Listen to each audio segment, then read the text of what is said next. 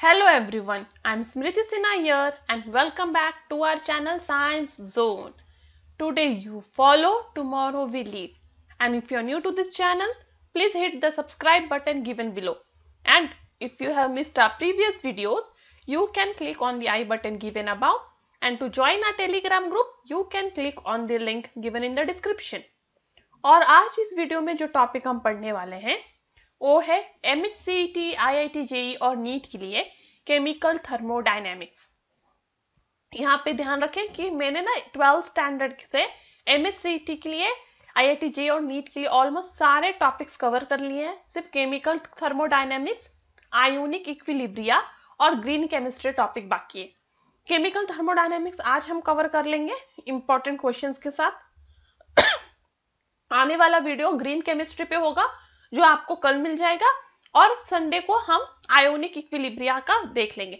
तो इस हिसाब से आपका पूरा केमिस्ट्री कंप्लीट हो जाएगा, ठीक है। तो इसलिए आप टेंशन ना लें। और 11th स्टैंडर्ड के जो टॉपिक्स हैं उनमें से जो हाइड्रोकार्बन है वो इंपॉर्टेंट टॉपिक है, ऑर्गेनिक पार्ट से वो हमने कर लिया है। मॉडर्न पीरियोडिक टेबल और group that is your group 1 and 2 वो वाला चैप्टर जो है उसमें से क्वेश्चंस नहीं आने वाले हैं आपके इस बार वाले सीईटी में, इसलिए आप उसका टेंशन ना लें। तो इस हिसाब से आप देखेंगे तो 11th के ज्यादा टॉपिक्स नहीं हैं, तो ऑलमोस्ट सब कुछ कवर हो चुका है, इसलिए आप टेंशन ना लें। सिर्फ इंपॉर्टेंट क्या था, 12 के जितने टॉपिक्स थे वो सबसे IMP थे और वो हम ऑलमोस्ट सब कवर कर चुके हैं। इसके अलावा भी आपको कुछ चाहिए तो आप मुझे सजेशन दीजिए मेल पे, ठीक है, नीचे कमेंट बॉक्स में, या कोई डाउट है तो उसमें। तो चलिए शुरू करते हैं केमिकल थर्मोडायनेमिक्स टॉपिक से। ये पहला क्वेश्चन है, विच of the following is not a state function of the thermodynamic system. तो इनमें से कौन स्टेट फंक्शन नहीं है, और स्टेट फंक्शन नहीं है मतलब इनमें से कौन पाथ फंक्शन है। तो स्टेट फंक्शन मीन्स जो सिर्फ और सिर्फ स्टार्टिंग और एंडिंग पॉइंट पे ही डिपेंड होता है। पाथ फंक्शन मीन्स जो स्टार्टिंग से एंडिंग में जाते हुए पाथ पे भी डिपेंड होता है। तो इंटरनल एनर्जी स्टेट फंक्शन है, फ्री एनर्जी स्टेट फंक्शन है, एंथैल्पी स्टेट फंक्शन है, but work is a path function, और इसलिए वो स्टेट फंक्शन नहीं है। तो आंसर है option C. Next, all naturally occurring processes proceeds spontaneously in a direction which leads to। तो जितने भी नेचर में प्रोसेसेस हो रहे हैं वो कौन से डायरेक्शन में प्रोसीड करते हैं। तो सारे प्रोसीजर जो है वो decrease in free entropy of system पे तरफ जो है वो लीड करते हैं। मतलब जितने भी नेचुरल प्रोसेसेस है इस नेचर में, जैसे नदी का बहना, हवा का चलना, वो सब कौन से डायरेक्शन में रहेंगे, जहां पे free entropy of system decrease हो रहा हो। ये सारे जो भी क्वेश्चंस है ना, ये प्रीवियस ईयर्स पेपर नीट और जेईई और सीईटी के पेपर से ही लिए हुए क्वेश्चंस हैं, ठीक है, इसलिए ये क्वेश्चंस जो है इंपॉर्टेंट है। Next, the molar heats of conversion of C2H4 graphite and H2 are this। ठीक है, तो यहाँ पे है मोलार हीट ऑफ कंबशन, मतलब आप इथीन, ग्रेफाइट या हाइड्रोजन को कंबस करोगे तो आपको इतना मिलेगा, ठीक है, एनर्जी। तो स्टैंडर्ड हीट ऑफ फॉर्मेशन उसमें से आपको बताना है इथीन का। तो यहाँ पे याद रखें कि हीट ऑफ कंबशन हमेशा जो है वो नेगेटिव में लिया जाता है। तो हीट ऑफ कंबशन का वैल्यू हमेशा नेगेटिव ही होता है। तो ये सारे जो भी वैल्यूज है वो क्या होंगे, नेगेटिव में लिए जाएंगे, ठीक है, भले उन्होंने दिया नहीं है बट आपको कंसीडर करना है। उसके बाद उन्होंने क्या कहा है, पहले heat of combustion of ethyne. तो इथाइन को आप इथीन ही है, इथीन को आप कंबस कीजिए तो आपको यहाँ पे 5/2 O2 gives 2 CO2 plus water. तो ये आपका इथीन का कंबशन का रिएक्शन है। यहाँ पे आपका डेल्टा H हो जाएगा -310.62। नेक्स्ट, सेकेंड में आप ग्रेफाइट को कंबस कर रहे हो तो ग्रेफाइट के लिए एक ही O2 इनफ है, तो आपको देगा CO2। यहाँ पे भी डेल्टा H हो जाएगा -94.05। नेक्स्ट आप कंबस कर रहे हो H2 को, तो H2 प्लस हाफ O2 आपको देगा H2O, और यहां पे डेल्टा H हो जाएगा -68.32। अब आपको कौन से रिएक्शन में इंटरेस्ट है? आपको फॉर्मेशन ऑफ इथीन में इंटरेस्ट है, ठीक है।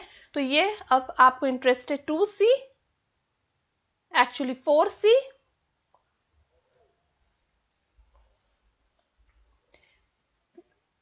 Sorry 2C plus 2H2 gives C2H4। हम ये चाहिए 2C plus 2H2 gives you C2H4। तो अब इसके लिए आप क्या करोगे?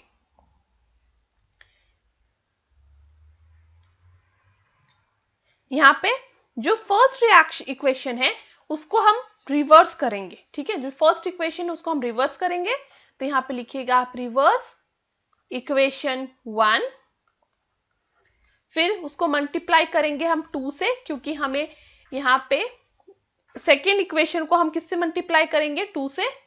इक्वेशन 2 को 2 से मल्टीप्लाई करेंगे।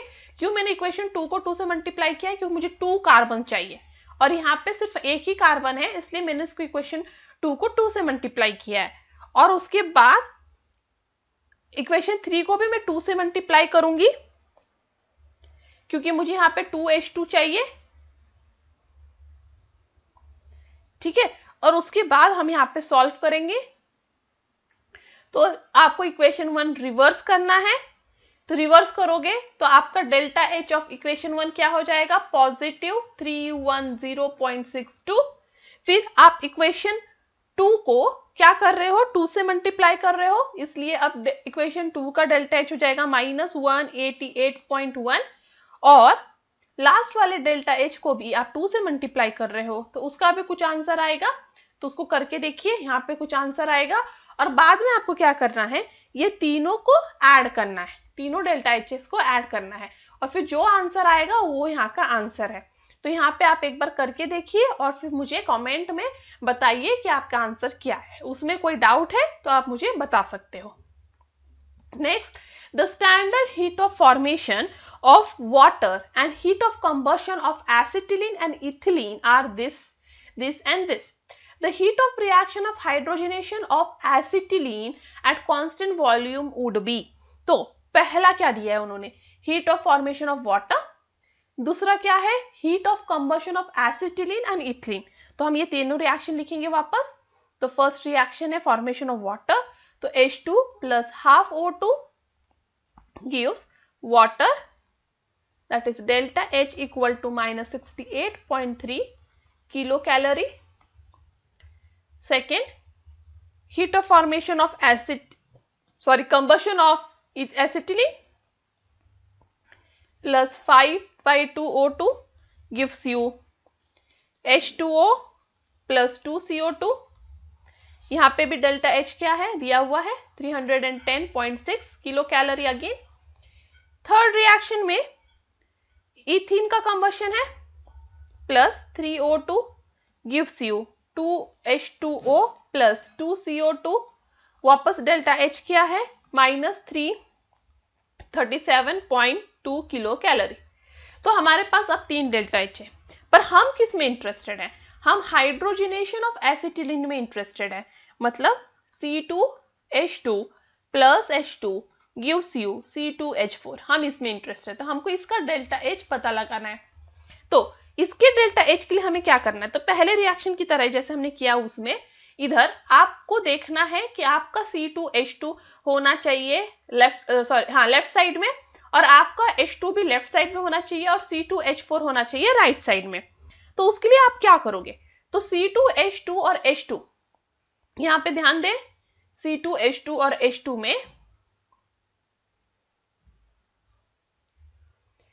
ठीक है, तो C2H2 ऑलरेडी राइट में है, H2 भी ऑलरेडी राइट में है, तो आपको इक्वेशन 1 और 2 में कुछ नहीं करना है। यहाँ पे भी 1 C2H2 है, 1 H2 है, तो यहाँ पे भी ये दोनों 1 है, इसलिए आपको इनको मल्टीप्लाई भी नहीं करना है, इनको रिवर्स भी नहीं करना है, जैसा है वैसे ही रखिएगा। तो डेल्टा H फर्स्ट का, ठीक है, फर्स्ट इक्वेशन का डेल्टा H ऐड होने वाला है सेकेंड इक्वेशन के डेल्टा S से। बट अब C2H4 आपको चाहिए राइट साइड में, बट आप देखोगे इक्वेशन 3 में और लेफ्ट साइड में है। मतलब इक्वेशन 3 का जो डेल्टा H है आप उसको क्या करने वाले हो, उसको आप रिवर्स करने वाले हो। तो ये पूरा रिएक्शन जो इक्वेशन 3 है वो हम रिवर्स करेंगे, क्योंकि हमें ये चाहिए लेफ्ट साइड में। जैसे हम उसे रिवर्स करेंगे हमारा ये जो नेगेटिव है वो पॉजिटिव में कन्वर्ट हो जाएगा, करेक्ट। तो अब हम उसके इधर ऐड करेंगे, पॉजिटिव हो जाएगा और थर्ड वाले इक्वेशन का डेल्टा H पॉजिटिव होके ये होगा, क्योंकि वो रिवर्स हो चुका है। तो आपको क्या करना है, बेसिकली आपको इक्वेशन 1 और इक्वेशन 2 आपस में ऐड करना है, ठीक है, और इक्वेशन 3 से उसे सब्ट्रैक्ट करना है। क्योंकि इक्वेशन 3 से मैं सब्ट्रैक्ट क्यों कर रही हूँ, क्योंकि मैं ये रिएक्शन को रिवर्स कर रही हूँ। रिवर्स कर रही हूँ मतलब मैं राइट साइड के वैल्यू को लेफ्ट साइड ले जा रही हूँ, सॉरी लेफ्ट साइड के वैल्यू को राइट साइड ले जा रही हूँ, इसलिए मैं इक्वेशन 3 को सब्ट्रैक्ट करूंगी, ना कि ऐड। तो आपको 1 और 2 ऐड करना है, क्योंकि वो दोनों कंपोनेंट आपके राइट साइड में ही है, पर यहाँ का जो कंपोनेंट है आप उसको लेके जाओगे दूसरे साइड में, मतलब रॉन्ग साइड में लेके जाना है, इसलिए आप इसको क्या करोगे, जस्ट रिवर्स करोगे, इसलिए यहाँ पे माइनस आएगा। तो आप क्या करने वाले हो, बेसिकली यहाँ पे फाइनली 310.6 प्लस माइनस 68.3, ठीक है, ये पूरा एक होल ब्रैकेट में रहेगा। फिर ये पूरा कंपोनेंट माइनस हो जाएगा आपकी इक्वेशन 3 के वैल्यू से, दैट इज 37.2। तो ये हो गया। अब इसमें जो आंसर आएगा वो है minus 41.7 kilo calorie, that is option सी।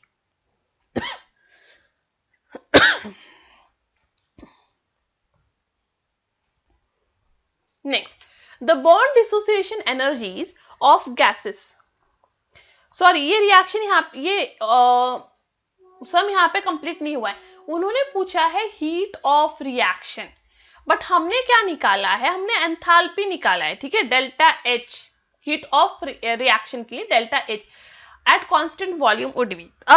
अब ये आपको पूरा कंप्लीट करने के लिए यहाँ पे एक फॉर्मूला है, क्योंकि आपको इंटरनल एनर्जी भी यहाँ पे फाइंड आउट करना है ना। तो अब हम इसे सॉरी, फिर हम इसको रब करेंगे। यहाँ पे देखिए delta E equals to delta H plus delta nRT, ये नॉर्मल फॉर्मूला है, ठीक है। तो अभी डेल्टा H क्या है 41.7, अभी हमने फाइंड आउट किया, प्लस यहाँ पे ये क्या है delta N minus 1 into 273 plus 25, क्योंकि 25 डिग्री सेल्सियस को मैंने केल्विन में कन्वर्ट किया है, इंटू 10⁻⁻³ और इसे हम सॉल्व करेंगे तो आएगा 41.7 plus 0.596 which is equal to 41.10 kilo calorie. तो आंसर है ऑप्शन बी। तो यहाँ पे आपको बेसिकली डेल्टा E फाइंड करना है। तो पहले हम delta H that is enthalpy of formation find out किया है, और फिर हम हीट ऑफ रिएक्शन के लिए डेल्टा E फाइंड आउट करेंगे। नेक्स्ट क्वेश्चन है the bond dissociation energies of H2Cl2 and HCl are this and this per mole, ठीक है। अब इसके बाद क्या बोला है, the enthalpy of formation of HCl gas. तो आपको क्या बताना है, enthalpy of formation of HCl gas. तो पहले आपको इक्वेशन लिखना होगा, HCl गैस का फॉर्मेशन का इक्वेशन क्या है, तो half H2 gas plus half Cl2 gas gives HCl gas, ठीक है। तो बॉन्ड ब्रेकिंग पे पहले ध्यान दें। तो बॉन्ड ब्रेकिंग में delta H1 that is endothermic is equal to, तो डेल्टा H1 क्या होगा, यहां पे दिया हुआ है 104, हम सिर्फ इसके और इसके डेल्टा H पे कॉन्सेंट्रेट कर रहे हैं, 104 एंड 58। तो 104 divide by 2 plus 58 divide by 2 और इसे कीजिएगा तो 81 किलो कैलोरी, ठीक है। अब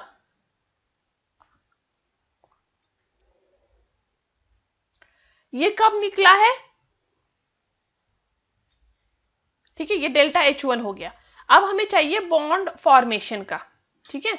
तो बॉन्ड फॉर्मेशन, क्योंकि हमको एंथैल्पी किसका चाहिए, फॉर्मेशन ऑफ HCl का, तो बॉन्ड ब्रेकिंग का हमने निकाल लिया। अब हम बॉन्ड फॉर्मेशन निकालेंगे। ठीक है, तो delta H2 of bond formation that is exothermic is equal to -103 kilo calorie. तो ये हमको मिल गया बॉन्ड फॉर्मेशन का 103 किलो कैलोरी। ये नेगेटिव क्यों लिया है मैंने, क्योंकि वो एक्सोथर्मिक बॉन्ड फॉर्मेशन क्या होता है, बॉन्ड फॉर्मेशन के वक्त एनर्जी जो है वो जो है बाहर जाती है, इसलिए एनर्जी यहाँ पे नेगेटिव में, इसलिए हमने उसको नेगेटिव कर लिया है। अब डेल्टा H जो है that is equal to delta H1 plus delta H2। Delta H1 मुझे पता है 81 है, डेल्टा H2 है 103, वो हो जाएगा -22 किलो कैलोरी। तो यहाँ पे आंसर है -22 kilo calorie, that is option D. Next, what will be the value of delta H if the forward and reverse reactions have same energy of activation? तो यदि A is converted to B and then B is again converted to A, तो ये forward reaction हुआ, A to B forward हुआ, B to A backward हुआ। यदि दोनों का डेल्टा H का वैल्यू सेम, डेल्टा H का वैल्यू पता लगाना है जब एनर्जी ऑफ एक्टिवेशन दोनों का सेम है, तो उस केस में आपका जो डेल्टा H है दैट विल इक्वल टू 0। तो ये इक्विलिब्रियम रिएक्शन है, इसे इक्विलिब्रियम रिएक्शन बोलते हैं क्योंकि फॉरवर्ड और बैकवर्ड रिएक्शन दोनों में सेम है एक्टिवेशन एनर्जी, तो इक्विलिब्रियम रिएक्शन में डेल्टा H क्या होता है, 0। Next, what will be the entropy change delta S when an ideal gas undergoes a change in pressure from initial pressure Pi to final pressure PF isothermally? तो याद रखें, मतलब आपको delta S का ये देना है आंसर, डेल्टा S का फॉर्मूला जब प्रेशर चेंज हो रहा है Pi से PF की तरफ, तो फॉर्मूला होता है delta S equal to NRln pressure initial divide by final pressure. Next, find out the relationship between X, Y and Z considering below 3 reactions। तो नीचे के 3 रिएक्शंस आपको ये वाले रिएक्शंस कंसीडर करने हैं और आपको बताना है X, Y, Z का रिलेशनशिप। तो यहाँ पे आप वापस देखिए, यहाँ पे ग्रेफाइट जो है वो कंबशन हो रहा है और वो फॉर्म कर रहा है ऑक्सीजन, वापस ग्रेफाइट कार्बन डाइऑक्साइड, फिर वो ऑक्सीजन का कंबस्ट कर रहा है और फॉर्म कर रहा है कार्बन मोनोऑक्साइड, और फाइनल इसमें कार्बन डाइऑक्साइड फॉर्मेशन हो रहा है। तो आपको इनका रिलेशनशिप बताना है, ठीक है, ये तीनों रिएक्शंस के रिलेशनशिप। तो आप यहाँ पे देखिए करके Y फॉर्म होगा, यहाँ पे देखिए Y मतलब आपका कार्बन मोनोऑक्साइड का फॉर्मेशन। तो कार्बन मोनोऑक्साइड के फॉर्मेशन के लिए ये सपोज लेफ्ट साइड में ही है तो कोई प्रॉब्लम नहीं है, ठीक है, पर बाकी दोनों में भी तो यहाँ पे ऐड माइनस करना होगा तो आपको मिले। तो यहाँ पे उन्होंने क्या किया है, 2 into Z किया है, तो ये सबको हमने वापस 2 से मल्टीप्लाई किया। हम वेरीफाई कर रहे हैं फर्स्ट इक्वेशन राइट है कि नहीं, तो हमने क्या किया, यहाँ पे 2Z बोले हैं इसलिए हमें सबको 2 से मल्टीप्लाई कर रही हूँ। तो 2CO हो गया, ये हो गया 1O2 क्योंकि 2 कैंसिल हो जाएगा, इनटू इक्वल टू 2CO2, ठीक है, माइनस, इससे क्या माइनस करना है हमको, X माइनस करना है। तो इसी यदि आप X माइनस करोगे तो क्या देखोगे कि O2 सेम साइड पे है, ठीक है, माइनस कर रहे हो तो O2 सेम साइड पे है तो कैंसिल होंगे, क्योंकि माइनस में सेम साइड वाले कैंसिल होते हैं, एडिशन में अपोजिट साइड वाले कैंसिल होते हैं। फिर CO2 एक कैंसिल हो गया, इधर का CO2 एक कैंसिल हो गया, फाइनली आपको क्या मिला, C plus 2CO gives me CO2, क्योंकि देखिए C plus 2CO gives me CO2। तो क्या ये इक्वेशन आपके सेकेंड इक्वेशन को इक्वल है, नहीं, सेकेंड इक्वेशन जैसा बिल्कुल भी नहीं है, इसलिए y is not equal to 2z minus x, मतलब ये फर्स्ट इक्वेशन रॉन्ग है। अब हम सेकेंड इक्वेशन वेरीफाई करेंगे, ठीक है, सेकेंड इक्वेशन में x मतलब आप इस रिएक्शन के बारे में बात कर रहे हो, अब वो कब इक्वल है, y माइनस z में, तो आप y और z को माइनस करने एक दूसरे से, इक्वेशन 2 को इक्वेशन 3 से माइनस कर रहे हो, तो हाफ O2 कैंसिल हो गया, बचा क्या, C plus CO gives you 2CO यहाँ पे अपोजिट साइड पे, इसलिए CO प्लस CO2, ठीक है। अब ये भी नहीं है आपका इक्वेशन 1, क्या ये है, नो, इसलिए आपका ये सेकेंड इक्वेशन भी रॉन्ग है। अब हम थर्ड इक्वेशन को वेरीफाई करेंगे, अब हमें ऐड करना है, तो x is equal to y plus z, मतलब सेकेंड प्लस थर्ड। अब सेकेंड प्लस थर्ड ऐड करो तो अपोजिट साइड के कंपोनेंट ऐड कैंसिल होते हैं, सेम साइड के ऐड होंगे क्योंकि आप एडिशन कर रहे हो। तो याद रखिए जब आप सब्ट्रैक्शन करते हो तो सेम साइड के कंपोनेंट्स को आपको कैंसिल करना है। तो सेम साइड पे आपको सेम कंपोनेंट्स दिखेंगे, तो इस एरो के सेम साइड पे यदि सेम कंपोनेंट्स है तो आप उन्हें ऐड करोगे, माइनस करोगे जब आप माइनस कर रहे हो। तो मैं ठीक से वापस बता देती हूँ क्योंकि बहुत ज्यादा कंफ्यूजिंग होता है। यदि आप इक्वेशन 2 को इक्वेशन 3 से सब्ट्रैक्ट कर रहे हो तो उस केस में यदि सेम कंपोनेंट्स एरो के सेम साइड पे हो तो आप उन्हें कैंसिल कर दीजिए, ठीक है, और बाकी सबको आपको ऐड करना है। तो ये क्या हो जाएगा, C plus CO give CO plus CO2, ठीक है। बट जब आप यहाँ पे एडिशन कर रहे हो, सब्ट्रैक्शन का उल्टा, जब आप यहाँ पे एडिशन करोगे तब आपको जो कंपोनेंट्स अपोजिट साइड पे सेम दिख रहे हैं उन्हें कैंसिल कीजिए और जो सेम साइड पे दिख रहे हैं ऐड कीजिए। तो फाइनल आंसर है ग्रेफाइट प्लस 1 O2, क्योंकि half O2 plus half O2 1 O2 gives CO2। तो ये इक्वेशन क्या फर्स्ट इक्वेशन के जैसा है? यस, और इसलिए मेरा इक्वेशन थर्ड जो है वो करेक्ट है। तो ये रिलेशनशिप करेक्ट है, x equal to y plus z। Next, what is the function of catalyst in a chemical reaction? तो केमिकल रिएक्शन में कैटलिस्ट जो है वो इक्विलिब्रियम कांस्टेंट ऑफ रिएक्शन को अफेक्ट नहीं करता है, ठीक है। Next, which will be the work done by 3 moles of ideal gas when it expands spontaneously in vacuum? तो याद रखें work done in vacuum is always 0। तो कुछ भी हो जाए वैक्यूम में वर्क डन 0 होगा क्योंकि वहां पे कोई प्रेशर अप्लाई नहीं हो सकता है। तो प्रेशर 0, तो W is equal to minus P delta V। जब P 0 है तो W को 0 होना ही है क्योंकि anything multiplied by 0 is 0। Next, which is true for entropy of spontaneous reaction? तो spontaneous reaction के लिए ऑप्शन B ट्रू है, that is delta S of system plus delta S of surrounding is always greater than 0. Next, 1 mole of which of the following has highest entropy? तो 1 mole of किसके पास ज्यादा entropy है? तो यहाँ पे ध्यान रखें नाइट्रोजन गैस क्या है? लिक्विड है, लिक्विड नाइट्रोजन लिक्विड है, हाइड्रोजन गैस है, मर्क्यूरी लिक्विड है, डायमंड सॉलिड है। अब यहाँ पे याद रखें एंट्रोपी मतलब मैक्सिमम डिस्टरबेंस। जितना ज्यादा सिस्टम में डिस्टरबेंस होगा उतना ज्यादा एंट्रोपी होगा। तो सबसे ज्यादा डिस्टरबेंस गैस में होता है इसलिए गैस का एंट्रोपी ज्यादा है, फिर लिक्विड और फिर सॉलिड। तो सबसे कम एंट्रोपी सॉलिड का होता है क्योंकि सॉलिड में डिस्टरबेंस बहुत कम होता है, पार्टिकल बहुत क्लोजली प्लेस्ड होते हैं और इसलिए गैस का सबसे ज्यादा होता है एंट्रोपी। और यहाँ पे सिर्फ एक ही गैस है, that is option B. Next, the enthalpy of vaporization of substance is this much and its boiling point is minus 173 degree Celsius. The entropy change for vaporization is, तो इस केस में delta S is equal to Q reversible by T। तो आपको Q reversible दिया हुआ है 8400 और T दिया हुआ है 100, ठीक है।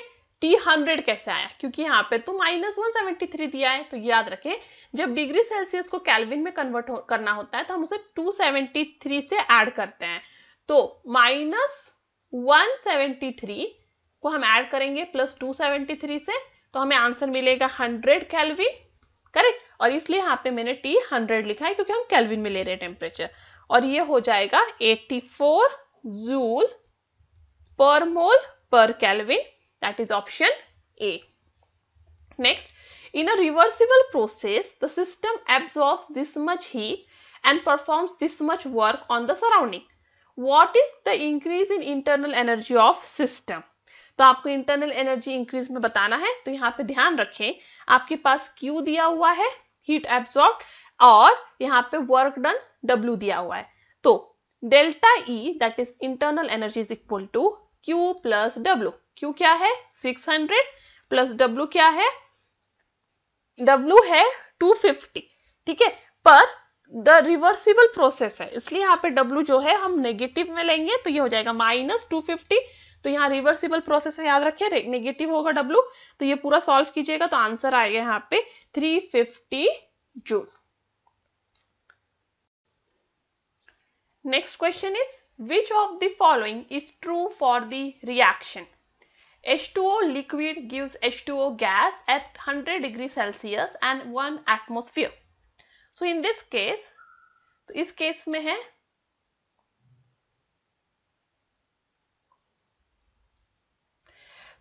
तो इस केस में अभी आपको ध्यान रखना है कि उन्होंने कहा है कि H2O लिक्विड H2O गैस में जा रहा है, उन्होंने इक्विलिब्रियम दिखाया है दोनों को। तो एट इक्विलिब्रियम क्या होता है? तो इक्विलिब्रियम के दौरान जो डेल्टा जी है वो इक्वल टू 0 होता है। इसके वजह से delta H is equal to minus T delta S। तो डेल्टा G क्या है? Delta G is equal to delta H minus T delta S, but equilibrium पे डेल्टा G 0 है, इसलिए delta H minus T delta S is equal to 0। Therefore T delta S, यदि आप उसको ले लें यहाँ पे लेफ्ट साइड में, is equal to delta H। तो ये आंसर है option B, correct? That is T delta S is equal to delta H.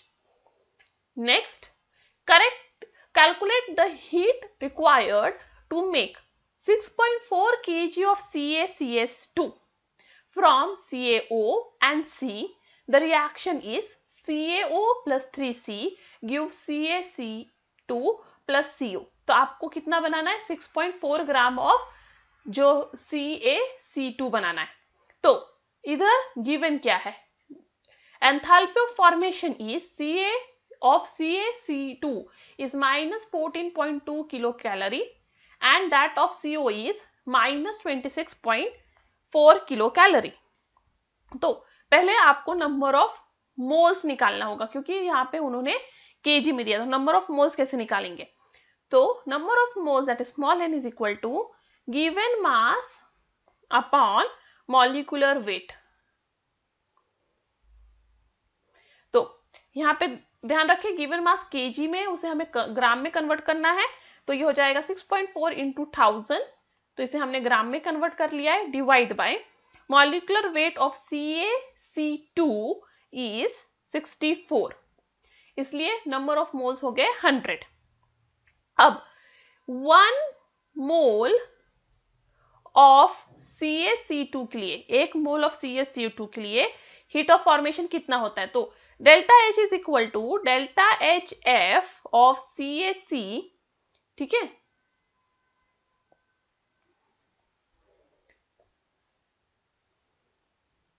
और CaC plus HF of CO minus HF of CaO, ठीक है। तो इधर क्या हो जाएगा? -14 CaC2, सॉरी CaC2 के लिए कितना है? -14.2 माइनस 26.4 फॉर CO। अब CaO के लिए यहाँ पे गिवन नहीं, यहाँ पे गिवन होना चाहिए था, सॉरी यहाँ पे गिवन दिया नहीं है। तो CaO के लिए यहाँ पे गिवन है, ये याद रखिए, -151.6। ये क्वेश्चन अधूरा है, तो यहाँ पे होगा -151.6 CaO के लिए। तो यहाँ पे हो जाएगा माइनस माइनस प्लस 151.6, और इसे सॉल्व कीजिएगा तो आएगा 111.1 किलो कैलोरी, ठीक है। ये आया किसके लिए? 1 मोल के लिए, बट आपके पास कितने हैं? 100 मोल्स। तो आप इसको क्या करोगे? 100 से मल्टीप्लाई करोगे, तो आंसर आएगा 1.11 into 10⁻⁴ kilo calorie, that is option B. Next, a system absorbs 10 kilojoule of heat at constant volume and its temperature rises from 27 degrees Celsius to 37 degrees Celsius. The value of delta U is, तो यहाँ पे ध्यान रखें कि according to first law of thermodynamics के हिसाब से delta U is equal to Q plus W, ठीक है। बट यहाँ पे उन्होंने क्या वर्ड यूज किया है, कांस्टेंट वॉल्यूम। कांस्टेंट वॉल्यूम पे W होता है 0, therefore delta U is equal to Q। Q कितना दिया आपको, 10 किलो जूल, इसलिए यहाँ पे क्या हो गया answer, 10 kilo joule, that is option B. Next, in which of the following process a maximum increase in entropy is observed. तो यहाँ पे याद रखिए कि सबसे ज्यादा एंट्रोपी इंक्रीज किस में दिखता है, गैस में, क्योंकि एंट्रोपी मतलब सबसे ज्यादा डिस्टर्बेंस, और सबसे ज्यादा डिस्टर्बेंस गैस में होता है, क्योंकि गैस के मॉलिक्यूल्स को ज्यादा जगह होती है वाइब्रेट होने के लिए और डिस्टर्ब होते हैं, बट लिक्विड का कम और सबसे कम होता है सॉलिड में। तो आपको देखना इनमें से कौन जो है यहाँ पे गैस में कन्वर्ट हो रहा है। तो पहला dissolution of salt in water, ये तो लिक्विड होगा कन्वर्ट, इसलिए। नेक्स्ट, कंडेंसेशन ऑफ वाटर, तो यहाँ लिक्विड गैस जो है लिक्विड में कन्वर्ट हो रहा है। वापस सब्लिमेशन ऑफ नैफ्थलीन, तो नैफ्थलीन सब्लिमेट होके, मतलब जैसे आप कपूर को थोड़े दिन के लिए बाहर रखोगे तो कपूर गायब हो जाता है, मतलब वो क्या हो रहा है, सब्लिमेट। वैसे ही नैफ्थलीन, डांबरगोरी, उसको आप रखोगे बाहर तो चला जाता है, सब्लिमेट हो जाता है, तो ये एक्चुअली गैस में कन्वर्ट होता है। Melting of ice, again liquid में कन्वर्ट हो रहा है, तो गैस कौन है, ऑप्शन सी, और इसलिए ये करेक्ट आंसर है। Next, the bond energy of CC single bond is, तो सीसी सिंगल बॉन्ड का बॉन्ड एनर्जी क्या है, यहाँ पे तो आपको ये याद रखना होगा, 83 to 85, ठीक है। तो एनर्जी जो रिक्वायर्ड होता है बॉन्ड ब्रेक करने के लिए, उसे हम बोलते हैं बॉन्ड एनर्जी, ठीक है। Next, the enthalpies of combustion of carbon and carbon monoxide are this and this respectively. The enthalpy of formation of carbon monoxide will be, तो पहले क्या दिया है उन्होंने फर्स्ट रिएक्शन में, enthalpy of combustion of carbon, तो carbon plus CO2 gives CO2, तो ये कंबशन ऑफ कार्बन हुआ, उसका एंथैल्पी क्या दिया है उन्होंने, -393.5। Second, combustion of carbon monoxide, तो CO plus half O2 gives CO2, तो यहाँ पे एंथैल्पी ऑफ कंबशन क्या हो गया, -283.0, तो इसे डेल्टा H1 बोलेंगे, इसे डेल्टा H2। अब हमें क्या चाहिए, हमें चाहिए enthalpy of formation of carbon monoxide, तो हम किसमें इंटरेस्टेड हैं, C plus half O2 gives CO, हम इसमें इंटरेस्टेड हैं, ठीक है। अब इसके लिए हमें क्या क्या चाहिए, आप यहां ध्यान देंगे तो पता चलेगा आपको क्या क्या चाहिए यहाँ पे। तो आपको कार्बन चाहिए लेफ्ट साइड में जो ऑलरेडी है, आपको हाफ O2 चाहिए लेफ्ट साइड में जो ऑलरेडी है, बट CO आपको चाहिए कहां पे, यहाँ पे CO चाहिए आपको राइट साइड में, करेक्ट, तो CO आपको राइट साइड में चाहिए।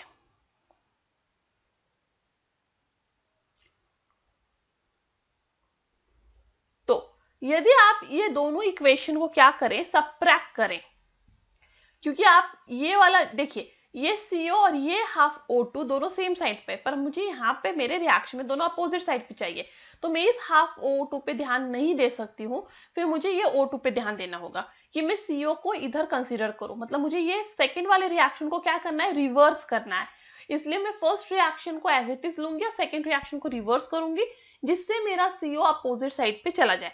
तो इन शॉर्ट मुझे फर्स्ट रिएक्शन से सेकेंड रिएक्शन को माइनस करना होगा, मतलब मुझे इस रिएक्शन का डेल्टा H पता लगाने के लिए डेल्टा H1 से डेल्टा H2 माइनस करना होगा, ठीक है। तो अब माइनस करना है, मतलब क्या हो रहा है यहाँ पे देखिए, ये CO2 हो गया, अब माइनस करना है मतलब ये पूरा रिएक्शन जो है वो रिवर्स हो जाएगा। तो उसके लिए आप पहले यहाँ पे हाफ O2 CO2 लिख दो और यहाँ पे जो है माइनस साइन बना दो, ठीक है, क्योंकि आप दोनों रिएक्शन को माइनस कर रहे हो। यहाँ पे एंथैल्पी है 393.5 और इसका है -283.0। अब सब्ट्रैक्शन में क्या होता है, सब्ट्रैक्शन में जो सेम साइड में वो कैंसिल हो जाते हैं, ठीक है। तो यहाँ पे हाफ O2 कैंसिल होके यहाँ पे हाफ O2 बचा, तो अब देखिए C plus half O2 gives, अब ये अपोजिट साइड में चला जाएगा क्योंकि ये सब्ट्रैक्शन है, सब्ट्रैक्शन में जो चीजें यहाँ पे हो अपोजिट साइड में चली जाती है CO। तो अब आपको मिल गया carbon plus half O2 give CO। तो मैं इसी रिएक्शन में इंटरेस्टेड थी, करेक्ट। तो मुझे बराबर रिएक्शन मिल रहा है, मतलब मैं फर्स्ट रिएक्शन से सेकंड रिएक्शन को माइनस कर लूं। अब यहाँ पे भी ये दोनों सब्ट्रैक्ट आउट हो जाएंगे, तो सब्ट्रैक्ट होने के बाद आंसर आएगा -110.5 किलो जूल। तो इसका आंसर है option C. Next, based on the first law of thermodynamics which one of the following is correct. तो पहला, for an isothermal process Q is equal to plus W, ये wrong statement है, क्योंकि delta U is equal to Q plus W according to the first law of thermodynamics. फिर यहाँ पे याद रखें, तो delta U is equal to Q plus W। तो जब आइसोथर्मल प्रोसेस होता है तब डेल्टा U क्या होता है, आइसोथर्मल मतलब एनर्जी जो है वो कांस्टेंट रहेगा, मतलब टेम्परेचर कांस्टेंट रहेगा, तो डेल्टा U 0 हो जाएगा। तो उस केस में Q is equal to minus W, not Q is equal to plus W, इसलिए रॉन्ग स्टेटमेंट है। Next, for isochoric process, isochoric मतलब जहां वॉल्यूम कांस्टेंट रहता है, तो जहां वॉल्यूम कांस्टेंट रहेगा उस केस में वापस जो यहाँ पे आपका W will be equal to minus P delta V which is equal to 0। तो कांस्टेंट वॉल्यूम पे W क्या होता है, 0, क्योंकि डेल्टा V चेंज नहीं होगा, डेल्टा V 0 हो जाएगा, डिफरेंस दोनों का। तो यहाँ पे माइनस P इंटू 0 इज 0, इसलिए W 0, इसलिए delta U will be equal to QV, जो यहाँ पे नहीं है इसलिए रॉन्ग है। Next, for adiabatic process, adiabatic process के लिए यहाँ पे Q इज इक्वल टू 0, मतलब heat is equal to 0, therefore delta U is equal to W, that not minus W, इसलिए ये भी रॉन्ग है। Next, for cyclic process, cyclic process के लिए delta U is equal to 0, ठीक है, therefore Q is equal to minus W, मतलब ये वाला करेक्ट है, इसलिए ऑप्शन डी करेक्ट है। तो आप ये सब इक्वेशंस नोट डाउन कर लीजिए कि according to first law for isochoric process delta U is equal to QV, adiabatic process delta U is equal to W, isothermal process Q is equals to minus W, and cyclic process Q is equal to minus W. Next, the temperature of system decreases in an, तो temperature जो है system का कब decrease होता है, तो decrease होता है एडियाबैटिक एक्सपांशन में, क्योंकि एडियाबैटिक प्रोसेस के दौरान हीट ना सिस्टम में आता है ना बाहर लेके जा सकता है, मतलब सिस्टम में जो हीट है वो रहेगा, ना वो एक्स्ट्रा हीट ले सकता है ना हीट छोड़ सकता है, इसलिए जो वर्क डन है सिस्टम पे वो एक्चुअली एक्सपांशन में, वहां पे एडियाबैटिक प्रोसेस में इंटरनल एनर्जी डिक्रीज हो जाता है सिस्टम का अकॉर्डिंग टू फर्स्ट लॉ, और इसकी वजह से इंटरनल एनर्जी यहाँ डायरेक्टली प्रोपोर्शनल है to the change of temperature और temperature drop in adiabatic process, इसलिए टेम्परेचर जो है सिस्टम का डिक्रीज होता है एडियाबैटिक एक्सपांशन में। Next, standard enthalpy of vaporization that is delta H vaporization of water is 100 degree Celsius, at 100 degree Celsius this much, the internal heat of vaporization at 100 degree Celsius is, तो आपको internal heat बताना है, external दिया हुआ है। अभी देखिए यहाँ पे कैसे, कोई भी गैसियस रिएक्टेंट और प्रोडक्ट लिए जो रिलेशनशिप होता है standard enthalpy of vaporization and internal energy का, वो क्या होता है, delta HV that is vaporization is equal to delta E plus delta N RT। अब पहले हमें डेल्टा N पता लगाना, delta N is equal to N2 minus N1, ठीक है, उसके लिए हमें रिएक्शन पता होना चाहिए। तो वेपराइजेशन ऑफ वाटर का रिएक्शन होता है liquid water is converted to gaseous water means vapour, ठीक है। तो यहाँ पे डेल्टा एन क्या हो गया, यहाँ पे product number of moles of product minus number of moles of reactant, ठीक है। तो यहाँ पे क्या है, आपको गैसियस वाला ही देखना है क्योंकि हम Ng गैस का ही ले रहे हैं, क्योंकि हम सिर्फ वेपराइजेशन स्टडी कर रहे हैं, ठीक है। तो number of moles of gas in product is 1 but in reactant number of moles of gas is 0 क्योंकि ये लिक्विड है, तो यहाँ -0, तो यहाँ पे हो जाएगा Ng1। अब इस फॉर्मूला में जो हमने ऊपर लिखा उसमें हमें सारे वैल्यू सब्स्टिट्यूट करने हैं, delta HV equals to delta E plus delta Ng RT, therefore delta E, हमें डेल्टा E पता लगाना है तो डेल्टा E ले लीजिए आप लेफ्ट साइड में, फिर delta H V minus delta N G R T. फिर डेल्टा ई के लिए क्या होगा, अभी देखिए यह हीट ऑफ वेपराइजेशन दिया हुआ है ना 40.66 माइनस एन 1 है, आर का वैल्यू है 8.314, आर का वैल्यू लर्न कर लीजिए इंटू 10⁻³ और टेम्परेचर क्या 100 डिग्री सेल्सियस, उसको केल्विन में कन्वर्ट करना है तो 273 उसमें ऐड कर दीजिए तो हो गया 373 केल्विन। इसे पूरा सॉल्व कीजिए तो आंसर है 37.53 किलो जूल पर मोल, दैट इज सॉरी 56 क्योंकि 40.66 है ना, तो यहाँ पे आंसर है ऑप्शन सी।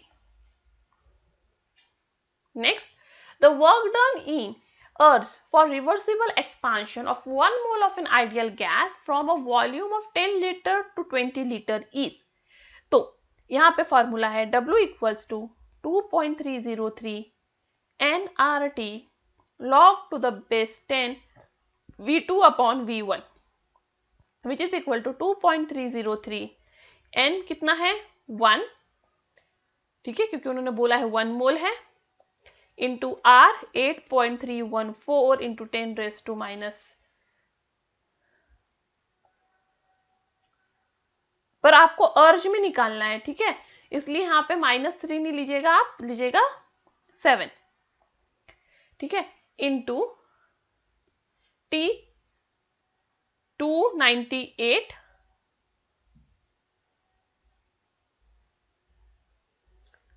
इंटू लॉग V2 कितना है 20, V1 है 10, तो log 2 हो जाएगा, तो ये हो गया 298 यहाँ वाला इंटू 10⁻⁷ ये वाला इंटू 8.314 ये इंटू 2.303 यहाँ से log 2। अब देखिए किसमें मैच हो रहा है, ऑप्शन बी में 298 into 10⁻⁷ 8.314 into 2.303 log 2।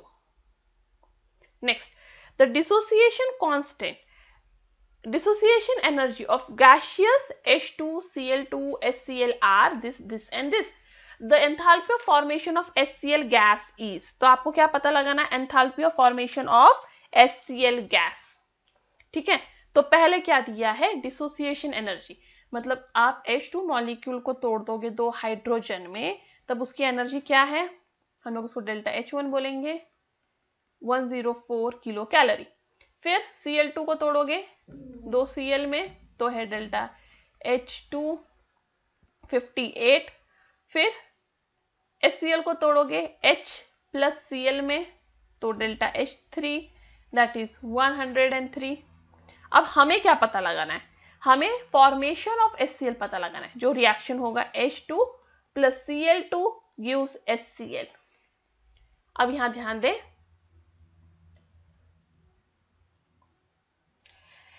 H2 left side में है, Cl2 लेफ्ट साइड में है, ठीक है, मतलब आप डेल्टा H1 में डेल्टा H2 ऐड करने वाले हो, करेक्ट। तो डेल्टा H2 में डेल्टा H1 क्या करोगे, ऐड, तो ऐड कर दीजिए, तो यहां हो जाएगा H2 plus Cl2 gives 2H plus 2Cl, correct. और इधर डेल्टा H अब हो जाएगा 4, दैट इज 104 प्लस 58,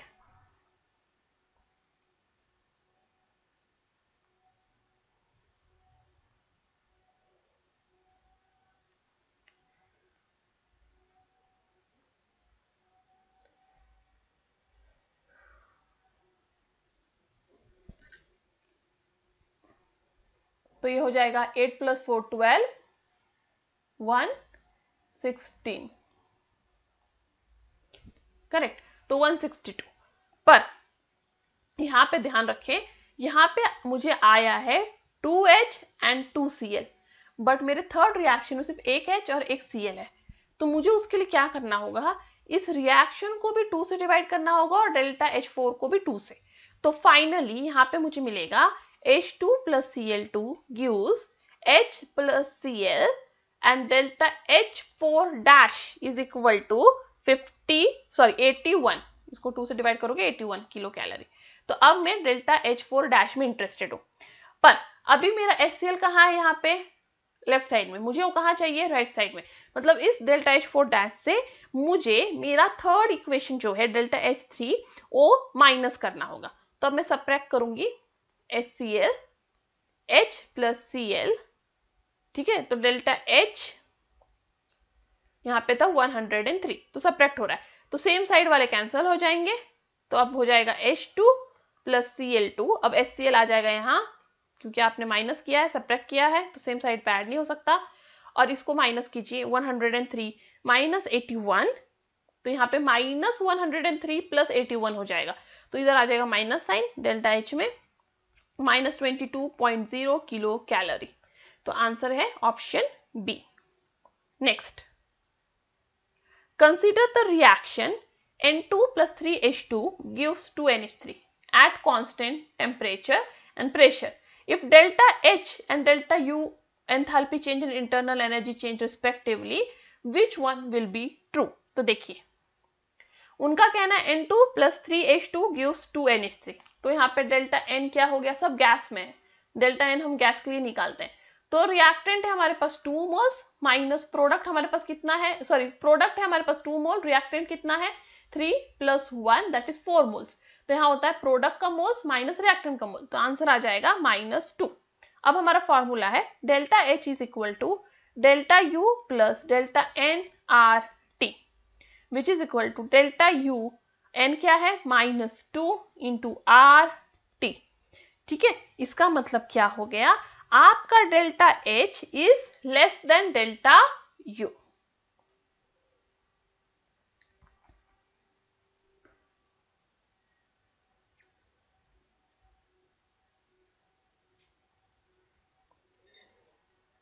नेक्स्ट, अब यहां पे मैच करना है, ठीक है, कॉलम 1 को कॉलम 2 से। पहला, a process carried out infinitely slow, तो बहुत स्लोली कोई प्रोसेस हो रहा है, तो वो रिवर्सिबल प्रोसेस है।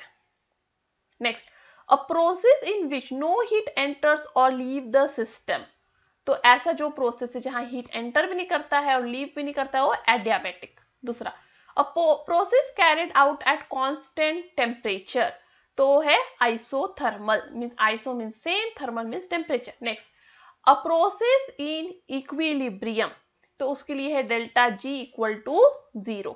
Next, a solid give a gas, तो उसके लिए क्या है सब्लिमेशन, क्योंकि सॉलिड डायरेक्ट गैस में कन्वर्ट हो रहा है। नेक्स्ट, साइक्लिक प्रोसेस के लिए delta E is equal to 0 and delta H equal to 0। तो 1 का है E, 2 का है A, 3 का है F, 4 का है B, 5th का है C और 6 का है D। तो उसके हिसाब से ऑप्शन C करेक्ट है। Next, 1 mole of an ideal gas is allowed to expand freely and adiabatically in vacuum until its volume has doubled. The expression which is not true concerning this statement is, तो यहाँ पे statement जो true नहीं है वो है S equal to 0. Next, dash is an example of set of extensive properties. तो इनमें से कौन extensive properties है, तो है mass, volume, internal energy and entropy. Next, in an isothermal expansion an ideal gas, तो isothermal expansion में ideal gas में क्या होता है डेल्टा U equals to 0, तो constant temperature में delta U is equal to 0. Next, theoretical basis of Hayes law is, Hayes law का theoretical basis किस पे है कि law of conservation of energy. Next, which of the following is an example of the first law of thermodynamics, तो first law of thermodynamics का example कौन है, तो पहला, the specific heat of an object explains how easily it changes temperature. No. When while melting an ice cube remains at same temperature, ये adiabatic process है. When a refrigerator is unplugged, everything inside it turns to room temperature after some time. No. But after falling down the hill, the ball's kinetic energy plus heat energy is equal to internal potential energy, that is delta U is equal to Q plus W. तो यही first law of thermodynamics explain करता है, इसलिए option D correct है. Next, if an ideal gas is compressed isothermally then, तो ideal gas को यदि आप आइसोथर्मली कंप्रेस करेंगे तब heat is released by the gas. Next, for a reaction to occur spontaneously, तो कोई भी रिएक्शन को स्पॉन्टेनियसली अकर होना है तो delta H minus delta TS must be always negative. और ये आंसर नेगेटिव हुआ तो आपका रिएक्शन स्पॉन्टेनियस है, और पॉजिटिव हुआ तो नॉन स्पॉन्टेनियस.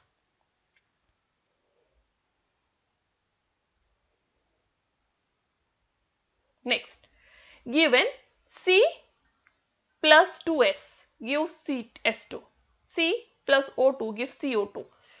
8, ये 8 नहीं S है, S plus O2 gives SO2. ठीक है, अब आपको पता लगाना है enthalpy of carbon dioxide for combustion of carbon dioxide, sorry carbon disulphide. तो आप रिएक्शन किस में इंटरेस्टेड हो, CS2 plus 3O2 कंबशन करना है ना, equal gives CO2 plus 2SO2. ठीक है, इसमें इंटरेस्टेड हो. तो आपको अब क्या क्या चाहिए, आपको CS2 कहां चाहिए, लेफ्ट साइड में, पर वो तो राइट में है यहाँ पे.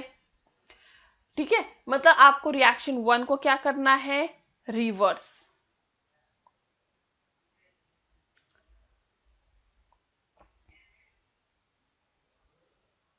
ठीक है, तो आप रिएक्शन 1 को क्या करोगे, रिवर्स करोगे.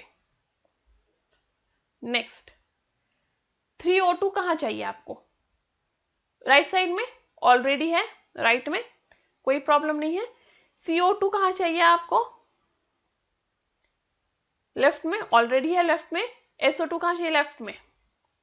तो आप ये वाले और ये वाले को ऐड करोगे और उसमें से ये माइनस करोगे. पर आपको SO2 कितना चाहिए, 2, पर यहाँ पे 1 SO2 ही है. तो आप क्या करोगे, इक्वेशन 3 को पहले 2 से मल्टीप्लाई करोगे, तो ये हो जाएगा 2S plus 2O2 gives 2SO2. उसमें इक्वेशन 2 ऐड करोगे, C plus O2 gives CO2. तो ये हो जाएगा 2S plus C plus 3O2 gives 2SO2 plus CO2. तो ये हो गया. अब ये दोनों भी एक दूसरे से ऐड हो जाएंगे, ये वैल्यूज भी, ये वैल्यूज को भी ऐड कर लीजिए साइड बाय साइड. अब इसमें आपको क्या करना है, ये माइनस करना है. ठीक है, तो इसको सबट्रैक्ट करना है इसमें से. तो ये हो जाएगा C plus 2S gives CS2. तो सबट्रैक्शन के वक्त जो सेम साइड में है वो कैंसल होते हैं. तो यहाँ पे 2S cancel, carbon carbon cancel. ठीक है, अब जो यहाँ पे है सबट्रैक्शन के बाद जो लेफ्ट साइड में है, सॉरी राइट साइड में, वो लेफ्ट साइड में आ जाएगा ऑब्वियसली. तो CS2 plus 3O2 will give 2SO2 plus CO2. तो फर्स्ट रिएक्शन का जो राइट में वो राइट में है, जो लेफ्ट में वो लेफ्ट में. सेकंड रिएक्शन का सिर्फ रिवर्स हो जाएगा क्योंकि यहाँ पे आप सबट्रैक्शन कर रहे हो. तो रिवर्स किया तो ये हो गया CS2 प्लस 3. तो हम यही रिएक्शन में इंटरेस्टेड थे. तो पहले ये दोनों रिएक्शन में क्या करना है आपको, सेकंड रिएक्शन को 2 से मल्टीप्लाई करना है. इसको 2 से मल्टीप्लाई कीजिए, इस वैल्यू को 2 से मल्टीप्लाई करने के बाद इससे सबट्रैक्ट कीजिए, तो आपको एक आंसर मिलेगा. और जो भी आंसर यहाँ x मिलेगा, उस x को इससे आप क्या करना है, सबट्रैक्ट करना है. तो ठीक है, मैं वापस एक्सप्लेन कर रही हूँ. पहले ये वैल्यू मिलेगा, ये वैल्यू को आप 2 से मल्टीप्लाई करोगे क्योंकि आप पूरे इक्वेशन को 2 से मल्टीप्लाई कर रहे हो 2 पाने के लिए. फिर इसको इसमें ऐड कर रहे हो, इसमें ऐड करो. ठीक है, ऐड करने के बाद जो आंसर मिलेगा x है, उस x को इससे माइनस करो क्योंकि आप उस इक्वेशन को माइनस कर रहे हो. और वो सब करने के बाद आपको यहाँ पे ऐसा मिलता है 2 into minus 297 plus minus 393 minus 117, और आपको आंसर मिलता है माइनस 1104 किलो जूल. तो आंसर है option B, sorry option A. And that's all for today. Thank you. If you have any doubt, any comment, any suggestion, you are free to do that on askyadoubts04@gmail.com. And if you like my video, give me a thumbs up, share this video to more and more of your friends. And